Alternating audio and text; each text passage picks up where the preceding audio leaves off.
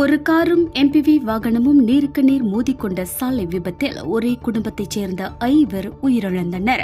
புக்கான் நின்னாசி கம்போங் செம்பாயன் அருகில் ஜலன் நின்னாசி ரொம்பினில் நிகழ்ந்த இச்சம்பவம் குறித்து நேற்றிரவு 7:15 மணியளவில் அவசர அழைப்பை பெற்றதாக பஹாங் தீயணைப்பு மீட்பு இலாக்கா இடைக்கால இயக்குநர் Wan Ahmad Fadhila Wan Abdul Rahman கூறினார்.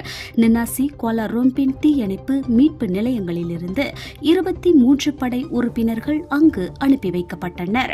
புரோட்டோன் வீரா ஏரோபேக் கார் ரொம்பினில் இருந்து நின்னாசிக்கு சென்று கொண்டிருந்த போது எதிர் திசையில் இருந்து வந்து கொண்டிருந்த MPV வாகனம் மீது மோதியது. இதில் புரோட்டோன் வீரா ஏரோபேக் நொறுங்கியது.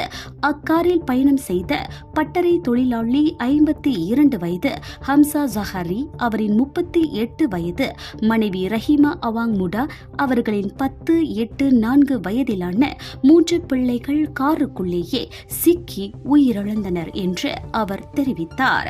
அதே சமயத்தில் நீசான் கிராண்ட் லிவினா MPV காரில் பயணித்த 2 காயங்களுடன் மருத்துவமனையில் அனுமதிக்கப்பட்டனர். இந்தியர்களின் இதய குரல் மக்களோசை.